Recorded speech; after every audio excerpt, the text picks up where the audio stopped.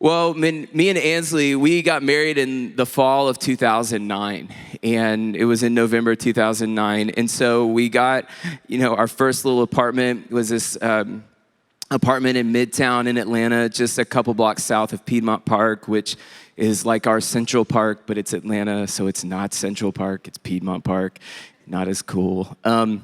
But it was our little space, and we were wanting to have people over. And so we were going to have people over for Christmas. This is like a month after being married. We're going to have like a Christmas cookie decorating party. Wild, isn't it? Like we're raging, okay? So that's amazing. We're going to have all our friends over. It's going to be awesome. It's going to be fun. And so we realized more people were coming than we had first planned on. So Ansley gave me a very simple task. She just says, hey, could you go to the grocery store and could you get more cookies? And I love cookies. I'm passionate about them. I think they're great. But the thing is in our fridge, we had a lot of sugar cookies. And I know that is the standard of the Christmas decorating cookie. But I hate sugar cookies. I think they're the worst of all cookies. Does anybody feel me on this? Yeah, I know. I'm being divisive and I'm doing it on purpose. And so it's the least important cookie. I think it's the worst. It's bland, it's vanilla, it's bland, it's the worst. So I can respect you if you want to decorate a sugar cookie, and that's why you need the supplements of icing and sprinkles to spice it up and make it an awesome cookie, because it's not one. And we all know chocolate chip is the top tier, right? You and me. It's going to be you and me all morning long. Yeah. So, okay, obviously you don't want to decorate a chocolate chip cookie because there's a lot going. It's too busy. It's busy. But when I was at the store, I look over and I see, oh, there's another cookie, blank canvas, but it has flavor and it's a peanut butter cookie. So I'm thinking, amazing. I'll get a few of these lesser cookies. That's fine. But I want to live in a world where peanut butter cookies could be decorated. And so I buy them, and I'm thinking, this is awesome. I am reinventing Christmas right now. So I bring them home, I put them in the fridge, no big deal. I'm in the other room chilling out, and Ansley comes home, she goes, hey, did you get the cookies? Yeah, I got them in the fridge. She opens up the fridge, she's like, peanut butter cookies? Who does that? Really, who buys peanut butter? What world do you live in where peanut butter cookies are Christmas cookies? Does anybody feel that side of this equation? Yeah, it's okay. You were like, I need to tell you, you're wrong. Yeah, it's cool. So my wife's watching right now and she's like, praise God for you. Because we got in an all-out argument, hot argument, where she's going, what are you doing trying to turn over Christmas? And I'm going, what are you doing putting Christmas in a box? Why can't peanut butter cookie, why can't you put icing? It's a blank canvas. There's nothing on the cookie. It's just a better cookie. And so we're going at it. And I don't recommend this, especially early on marriage. It was getting so hot. I started to record the conversation because I was like, this is so stupid. And then she was like, oh, you're recording me? And we were just going at it. And I learned really, really quick. In my early married life that living in close proximity to someone else can quickly highlight the differences on how we might approach life. And if you're in a family, you get that, right? And just so you know, this argument has gone on for 12 years. We have yet to see each other's side of the equation. And even when I was telling her I might share this story, we kind of had the same argument all over again. So it's unresolved in our house. Maybe you can help us. Maybe you can send Ansley a DM or something and let her know I'm on your side. Or you can open her mind to the possibilities of a new kind of cookie. But I really did. I learned that when I got married, all of a sudden, it's different than when we were dating. Because now, our lives are kind of this one life, but we're two different people. And you have a way and I have a way. We feel it when we go drive anywhere. It's I want to go this way. No, I want to go this way. Or drive this way, drive that way. Any married people in the house, you driving with people and it's maybe you should drive, or I just want to close my eyes and let you drive. Like it's just, you feel that. But you might feel that with like your roommates or something, or maybe a coworker. I remember right out of college, I moved to New York City. And I was living in Manhattan, and I had kind of like a rotating roommate situation. I don't know if maybe have that here in DC, but it's just like every couple months, like somebody different would rent that room. Just it was the type of apartment that I was living in at the time. And this one guy came in, and I noticed a few nights in a row, I didn't know each other like super well, but I noticed he would sleep on the couch every night. And I was like, that's weird, because you have a room with a bed. Like, why are you doing that? And so I remember asking, I was like, why do you do that? And he goes, oh, well, I think I have bed bugs. And I was like, oh, great. Yeah, right? It was just like, oh, that's cool. So did you think like maybe we want to call an exterminator? Or maybe your approach was like, maybe they'll leave. Maybe they'll move on. And so now, but your way of dealing with this was just to sleep on a different space and let them like annihilate your bedroom, And then I'm like going to bed that night going, are they coming for me? And so, but you can deal with roommates and coworkers, but there's something interesting about the family dynamic, because your family gets to see the real version of you, and you get to see the real version of them. You can put up a front for other people, but it's really hard to hide your true colors from your family. Your family gets the real you, and you get the real them. And I believe this is what Paul wants to talk about to us today from this passage in Colossians. I love that you guys have been in the flow with Colossians. I've been tuning in when I can, and it's just been amazing. And even this week, kind of getting back in and around this book with this big idea, right? Like here, the big idea is that Jesus Christ is central in all things. That he's at the center of the universe, Colossians 1, that in him all things hold together. Not just even the universe, that Jesus is at the center of all eternity. This is our God. And somehow, in some miraculous, grace-filled way, because of the power of the cross and the resurrection, he can now be central in us and in our life. And what we're going to see today is that Jesus wants to be central in your family. You see, Paul, in these verses that we're going to talk about today, lays out a vision of Christ's life working itself out in you. And so that's what Ben was talking about last week as he opened up these verses about, hey, so now, we're going to put on these new clothes. But he doesn't say, cool, so here's how you're going to live this out with your coworkers. He doesn't go there first. He doesn't say, this is how you're going to live this out in the culture. He says, this is how you're going to live this out in your family. Because I think Paul knows that where the rubber meets the road in our lives a lot of times is with the people who are the closest to us. And I know, coming into a space like this and talking to this room, that you start talking about the family and all of a sudden it gets a little tense. Because we all come from different family backgrounds and we all have different experiences, and even we're all in different seasons of life with our family. The family can be a source of deep, deep joy, but it can also be a source of our deepest wound. And a lot of times we're trying to make sense of that. All of us have bumped up against that. But remember now, as last week we were talking about, that Paul is talking about these new clothes, that because of Christ's work, now our lives look different. So we put on these new clothes, right? This is what Ben was talking about last week, where he says, therefore, as God's chosen people, holy and dearly loved, clothe yourself with compassion, kindness, humility, gentleness, and patience, right? So I'm taking off my old clothes and I'm putting on the new clothes. I'm like, see this patience jacket? It's awesome. Like that's so cheesy. I'm sorry. If we had another gathering, I wouldn't do that again. But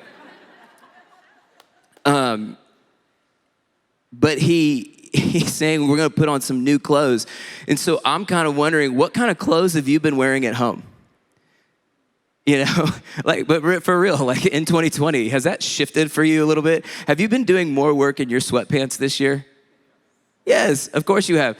I don't know, for all I know, all of you work for the government and you're running our country in your sweatpants. So, and so it's like I'm wearing sweatpants at home, not jeans. But what Paul is trying to say here is to say, hey, I kind of want you to put your going clothes on at home first. Like I want you to get up and get ready to go in the home before you go out. Because he knows that where we are our real self and where we bump up against somebody else's real self is in the family.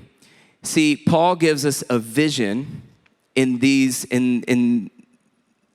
verses for a new family dynamic.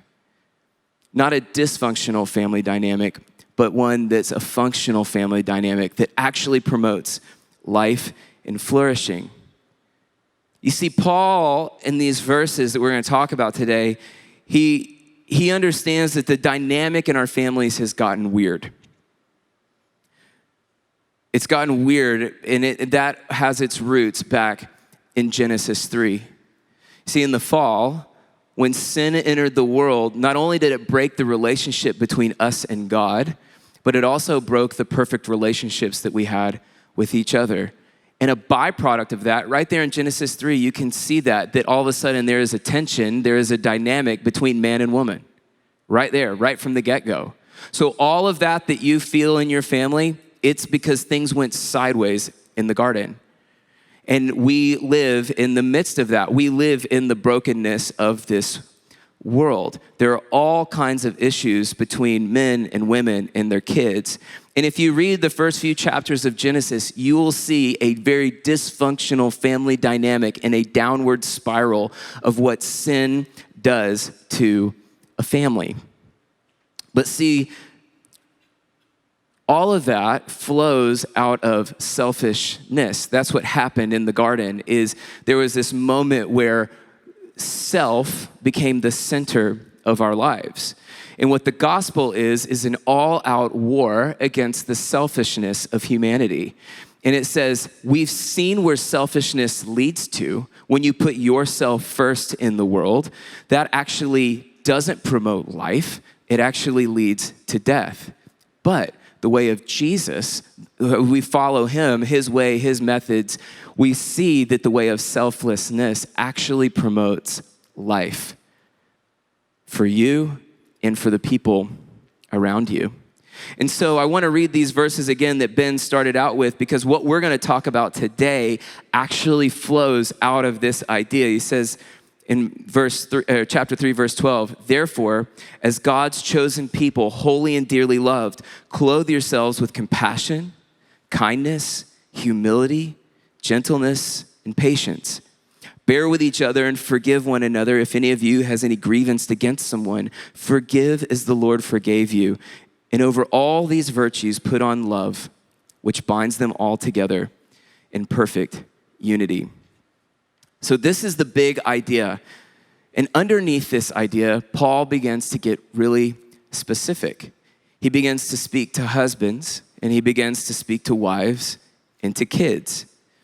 And Paul puts on the table that there is a way that our families can function that actually reflects the heart and the life of Jesus to each other and to the world. And I'm going to be honest with you, as we talk through these verses, talking about putting on new clothes, this might be like putting on those jeans the first time after quarantine. You're like, oh, cookies, So I'm like, oh, wow, thanks for going out of town this week, Ben. These are fun verses. Awesome. So let's go for it. Are you up for it? Awesome. So let's pick up right from the start.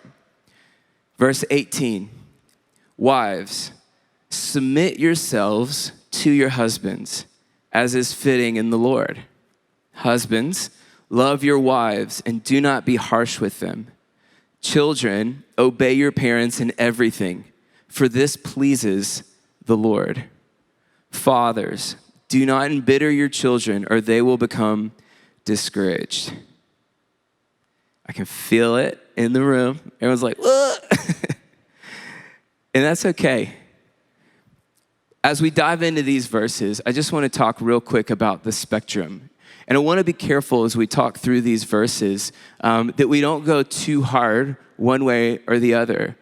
Because there's one side of this spectrum that would say, yeah, we all have a role and a function in the family, but if you let the pendulum swing too hard in one direction, all of a sudden, their women and kids can maybe be seen as second rate or second class. So you don't want the pendulum to move too far this way, but in the same spirit, you don't want to come all the way on this side of the equation that says, yeah, but we're just all the same. And there is this big idea that Paul is talking about. And so, but the problem if you let the pendulum go too far this way is you realize that Paul actually got really specific. And he said something to wives, and he says something to husbands, and he says something to kids. And then he says something to husbands one more time. Hey, so we're not all the same here, but we're not going to let the pendulum swing so far, and you'll see this why, that anybody has a higher value in the family than somebody else. Does that make sense? This is kind of the spirit in which we're wanting to see what God has to say in these verses. So we're going to go for it here. Wives, submit to your husbands, as is fitting in the Lord. So what this means is, when Paul's saying this, he said, to be clear, what submission is not, is that it doesn't mean that a wife is less than her husband. How do I know that? Well, I just look to Jesus. Because you see, all of these dynamics, they don't work unless Jesus is at the center of your family. So it's not that any one of yourself or these people are at the center of the family, but Jesus is, remember, that's the whole message of Colossians, is that Jesus is central in the universe, in you, and now in your family. And so Jesus, actually, in Philippians 2, you see this, Jesus submits himself to the will of the Father. But here's what's crazy. That doesn't make Jesus any less God. He's not a lesser God than the Father. Because remember what it said in Colossians 2, that all the fullness of God dwells within Jesus? It's hard. It's hard to get your brain around. Like, honestly, in this discussion of family dynamic, it's really similar to if you're talking about the Trinity. So how can God be one God, but yet three distinct persons, yet interact with each other with this divine dance where there are three distinct persons, but yet they're one God. And the same is true of this family unit. So to be clear, submission does not mean that the wife is less than the husband. Rodney Stark, Ben quotes this book all of the time. He actually told me about this book. But one of the contributing factors to the rise of Christianity in a pagan society in the Roman Empire was that women were highly valued in the community, in the church community. And so we know that the gospel actually promotes and values women, where the culture, and this, particularly the culture of the day, did not. So Paul is not saying that a wife can't be driven. He's not saying that a wife can't have a career. He's not saying that a wife can't have a strong personality. Hello, my wife has one. And you know I love you. He's not saying a wife can't exercise wisdom in the direction of the family. My wife is incredibly wise. But he is calling wives to submit to their husbands. Because when they do, they become a picture of Jesus to their husbands. And this is what we want. You see, submission is a selfless act where you are inclined to receive and affirm your husband's initiation. So what it does is, it's not saying I'm less than you, but what it does say is, as I lean in towards our relationship in this, I'm going to lean towards our relationship with an inclination to receive and affirm your initiation. So as you initiate good things for our family, I'm actually going to lean towards that. That's what this is talking about. And who doesn't want a husband to initiate good things? I know my wife does. She's like, could you buy me flowers? My gosh. Like, I love flowers. I'm like, but they die. And she's like, but I love them. Okay, I got it. You know? Sorry, that's like, I'm working out my stuff. I'm going to be working out my stuff today too, because this is like super convicting working on this message all week long.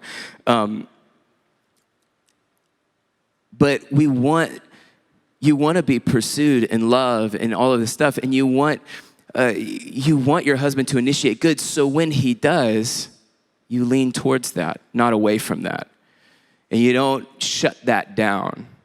And so Paul's kind of bumping up against some of that stuff from Genesis 3, and he's saying, so how this being compassionate and kind and merciful and loving and forgiving, how this will play out for you, wife, is to submit yourself to your husband and to lean towards him as he initiates good things. And when that happens, do you know what that will do to your husband? It is so humbling to him to think that this incredible, high capacity woman has now leaned towards him in a similar way that the Savior, the one who reigned on throne on high, submitted himself to give him life. It's a picture of Jesus to him. It's humbling, it's inspiring, and it's challenging. And so then Paul moves on to husbands. And he says, husbands, love your wives and don't be harsh with them. This was actually the revolutionary countercultural command that Paul's giving, because especially in ancient Rome, I mean, talk about a man's world. It was ruled, dominated by men. And here Paul is saying, hey, in light of how Jesus has pursued and loved you, you do the same thing for your wife. Oh, and don't be harsh with them. This is actually a call for the husband to die and to say, I am willing to see you, to pursue you in this relationship, and to sacrifice my life for the sake of your flourishing. Because as you do that as a husband, you now become a picture of Christ's love to your wife. It's to say, yes, here's my life, but I'm willing to lay down my life for you so that you can be all that God has dreamed for you. You see, I actually think this can get kind of tricky and kind of weird. I know it has for me, because you can justify a lot of things. Oh, I'm doing this for my family. I'm doing this for my family. But the hard part is if you're never around, or if you're not thinking about, it's not in your mind to think about your wife and your kids, if you're a husband, but you're like, oh, but I'm out here and I'm working this weekend because it's for my family. And if I put in the hours and, I'll get this promotion and we can live in this neighborhood and go to this school. You might be feeling some of that weight and pressure as a dad or as a husband. But the thing is really what your family needs is they need you. They need you to be there. They need you to be engaged with what's going on in their life. And it doesn't mean that you can't have a weird, crazy job, this, that, the other. The application of all of this is going to work itself out in a lot of different ways for us. But if your wife is never in your mind, as you're making decisions, as you're moving through your day, if you're not seeing her and pursuing her and laying down your life for her, you're not reflecting the heart of Jesus. It's like, this is a big spoiler alert, but it's been out for like 8 years or so, but Breaking Bad, right? If you've seen this show, it's this story of a guy who everything's going wrong in his life, his finances, his family, his health, everything. And he's a high school chemist, and he goes and he traffics drugs, right? And so he does this as a way to justify to himself, I'm doing this for my family, I'm doing this for my family. But as you see, as the storyline goes, you see that he loses everything. And at the very end, they say, why did you really do it?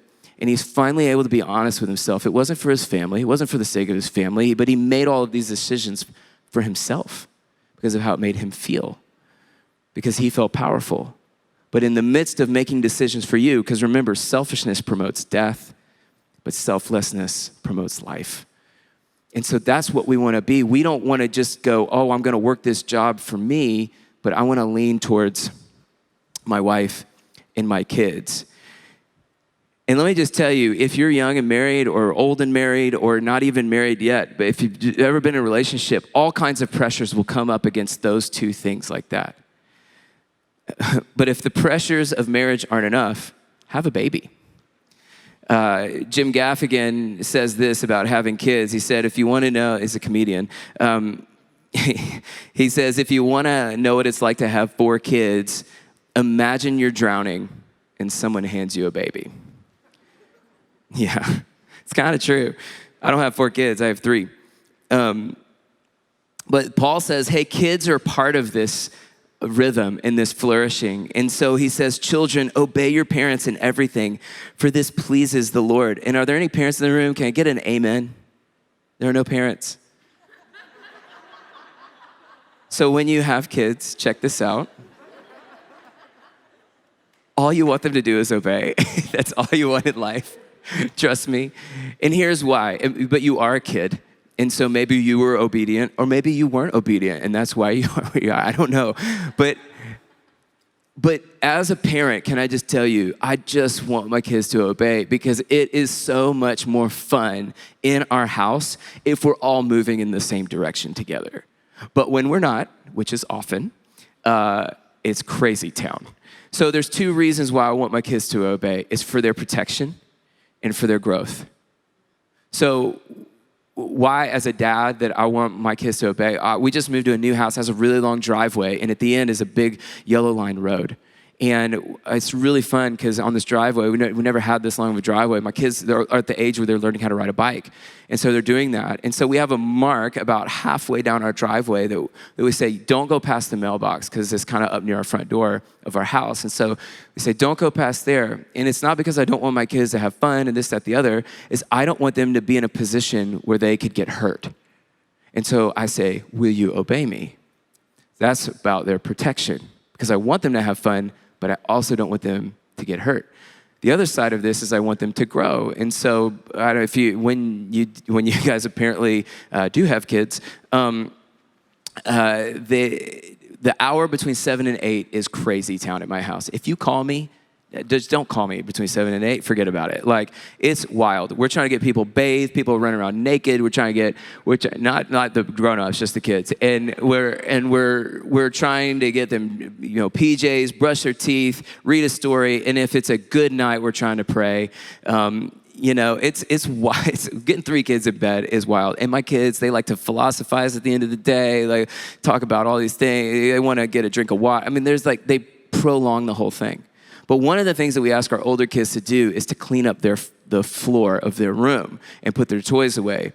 And we do that because we want them to grow, and we want them to learn how to take care of their things. So part of it is say, will you obey us? And that's the rule in our house, that you would kind of pick up those things. And so it's not because we're trying to be like, lording our authority over our kids. It's so that they can grow. But then inevitably, in one of these instances, my kids will totally not do what we say. And we'll say, hey, did you remember?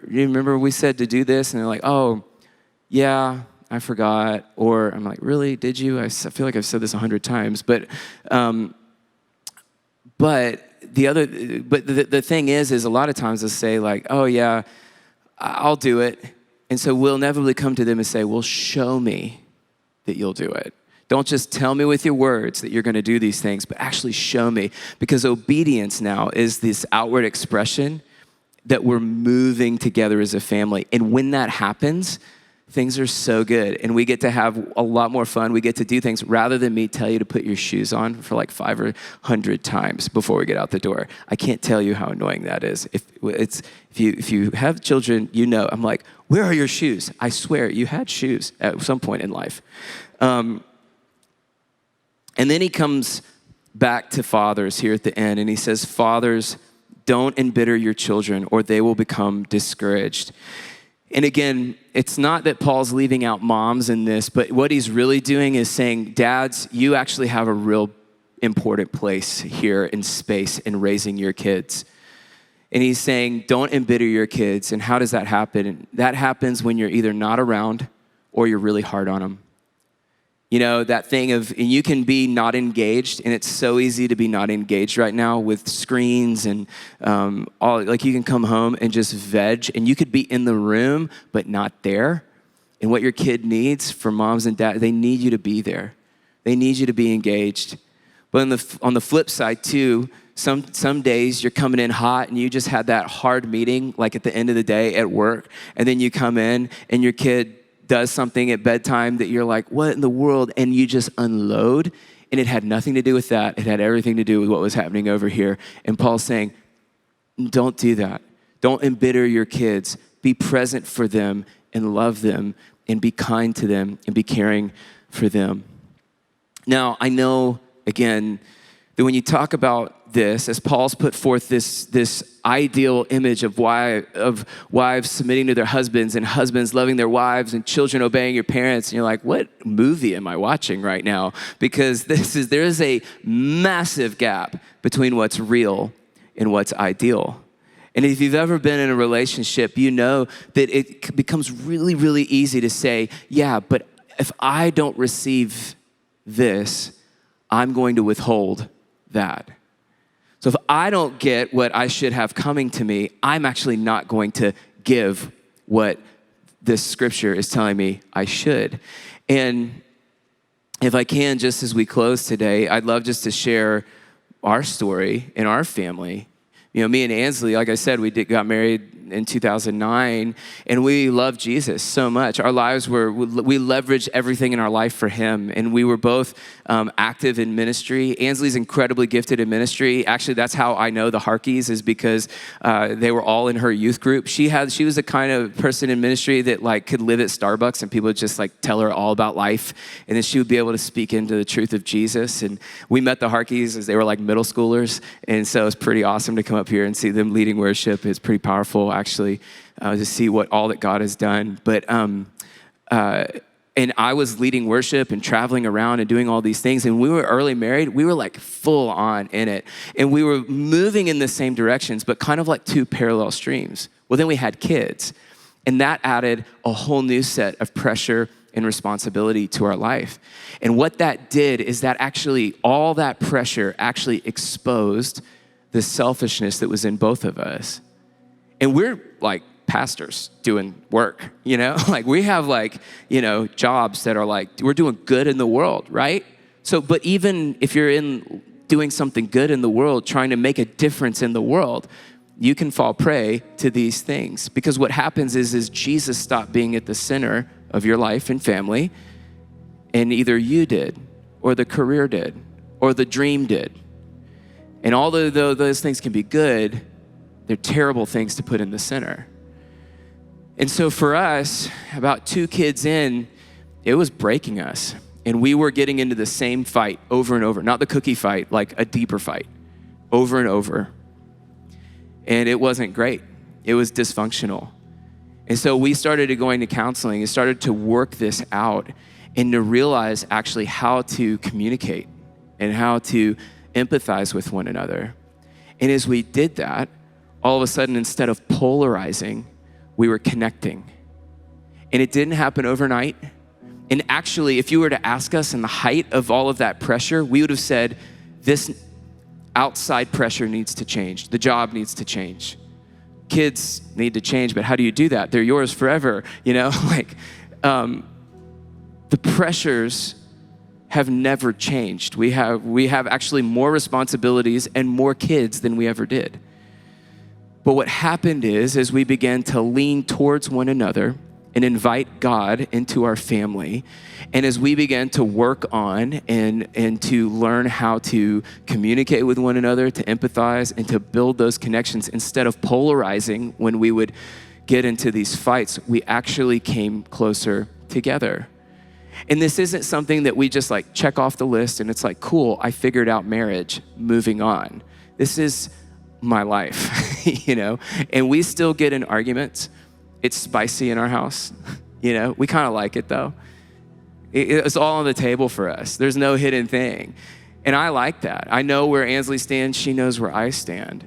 But what I do know is we're both committed to these ideals. And I have seen Jesus through her. So Ansley, who's so gifted in life and ministry, as we started having a couple of kids, she had the foresight to say, our family needs stability right now. And right now you are leading at church and you're traveling all over the place and you're doing all this stuff. And she goes, our family needs stability. So she chose to stay home.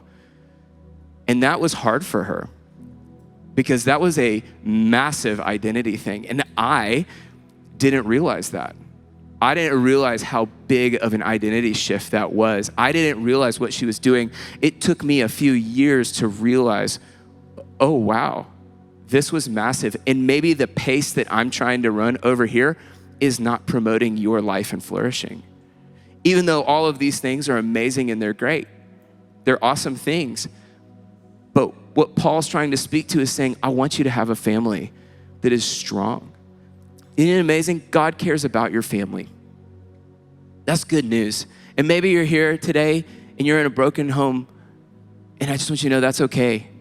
There's things in this that God will say, yeah, but remember, this is under this big idea that we're living life, that Jesus is living his life through us, and God is redeeming those things, right? And maybe you're in this place today and you're like, I'm not married and I don't even know if I want to be married, but maybe you do. And maybe you do want to have kids one day, but right now, all it is about the career and about the work. And that's fine right now because you're in a season of that. But can I encourage you to maybe make a little bit of space in your life to begin to put others first, to begin to not just orient your life around you and your things, because it's going to be really hard for you when you've spent 10 plus years, maybe, or longer than that, who knows, of it being all about this and all about your vibe and your moves and your career and your path. And then all of a sudden to get married and to try and change that, like that's gonna be hard to do. But if you start now that's why hopefully as a door holder at Passion City, you're actually doing that. You're beginning to build in things in your life where you're actually giving your life away to someone else. And that's awesome. But God cares so much about your family. And he really does want where in the quiet places of your life, where people know you the best and you know them, that he wants to shine bright in this area if you'll let him. And I know it's hard. I know that it really is, it's a journey. And for us, it took years, but can I just tell you that it's not perfect for us. Truly. But our process is so much better. And we're in a place now, it's my favorite seasons of family. And like I said, we're doing stuff. Ansley, here's what's crazy about this. So she left her job at our church to make sure that our kids had somebody in the home at all times, really taking care of them and raising them. And while that, she went and got a master's degree.